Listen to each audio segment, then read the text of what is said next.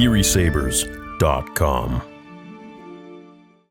So, Tales of the Underworld is now over, and we've seen all 6 episodes, and I have to say that I had a really fantastic time watching it. So, with the first episode, we're going to cover Asajj in this video, and I'll also have a Dark Disciple review and breakdown for you guys in another video. And then we'll start covering Bane. But what I'd really like to touch on, because a lot of people are really talking about this, and something that really excited me, is the pool in which Quinlan Vos places Asajj Ventress. A lot of people have been asking, what is this pool? What does it mean? What does it do? Where does it come from? And there's a bit of lore that goes into it that I can explain from the Dark Disciple book. Now, in Tales of the Underworld, the first scene in episode 1, we see Obi-Wan and Quinlan Vos walking on Dathomir to place a dead Asajj Ventress into this pool. Now, this pool is called the Sleeper's Pool on Dathomir. It's deeply tied to Nightsister lore and magic. This pool is central to a kind of rite of passage for Nightsisters, involving the ancient creature known as the Sleeper. Now, this creature is very strong-willed and connected deeply to the dark side of the Force. So young Nightsisters had to dominate the Sleeper, removing a piece of its body, which was then boiled with water from the pool to create the Water of Life, a crucial component in Nightsister magic. When Quinlan places Ventress into the pool at the end of the book, and then also in the show, there's a powerful reaction suggesting an awakening or transformation through Nightsister magic. The water turns green, resembling the Water of Life, and Vos senses whispers, indicating Ventress has been accepted and reclaimed by her sisters through the Force. This event directly connects to the Tales of the Underworld show, where Ventress returns to life, but of course, Vos can't see her yet, implying that the magic of the pool and the power of the Sleeper have restorative and transformative properties that transcend death itself. Now, if Anakin knew about this, if Padme was from Dathomir, if she was a Nightsister, then maybe this would have worked for her, but sadly for him, too late.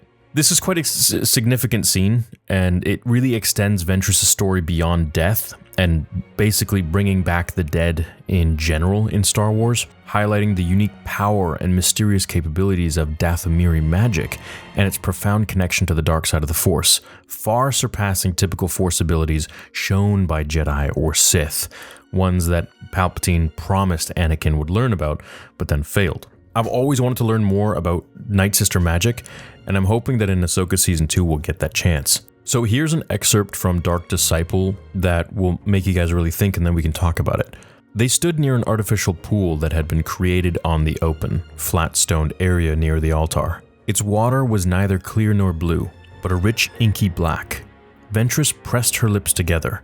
This was where I truly left being a Sith behind, where I became a Nightsister. I was too old and experienced to call the Sleeper, so my initiation was somewhat different. What happened? She looked up at him, and there was a hint of peace along with pain on her features. I was reborn, she said. I went into the waters a Sith and emerged a Nightsister. This moment profoundly symbolizes her transition from a tool of darkness as Dooku's apprentice, as his Sith assassin, to embracing a deeper connection with the Nightsisters, representing her choice of identity and path. Given its power and significance, this Sleeper's Pool ultimately serves as Ventress' resting place after her tragic demise. So it kind of comes full circle in that sense, where she talks about it earlier in the book, and then of course Quinlan puts her in there, and that's the reason why. And his hope for putting her in there is that her soul essentially is going to find peace. Now, the Nightsisters, including Mother Talzin, basically give Asajj an ultimatum that she can come with them into that realm, which is a totally other realm that we haven't really gone into yet. It's like the Force Ghost realm. I guess witches have that too. Or she's going to have to give up what she loves. She's going to have to essentially give up what she wants if she's going to be in the real world. And so she does that. I wonder what Quinlan would do if he actually found out that she was alive. Now, the book itself it's pretty romantic in a sense, but it also blurs so many lines together from, Jedi, Sith, in between, and where Quinlan falls to the dark side and Asajj starts to be redeemed, and in the end, she throws Voss aside and gets absolutely mangled by Dooku's Sith lightning, which was actually intended for Voss, but she does this as a last-ditch effort to save him, because she loves him, and then she dies. And then so what we saw in Tales of the Underworld is pretty much the end, well, literally the end of Dark Disciple, and then it just continues from there where we see her actually come back to life.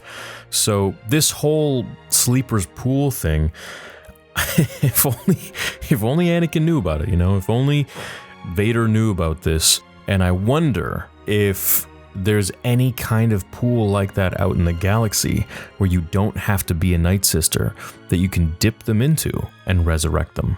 And I'm very excited to see, potentially, Abeloth come into play in Ahsoka Season 2.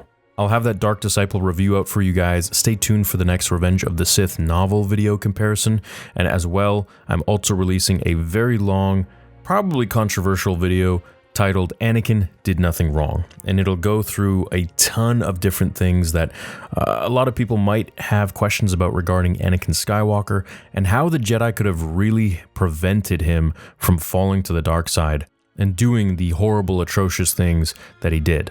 Until then, have a great day, my fellow Jedi and Sith friends, and I will see you soon. May the Force be with you, always.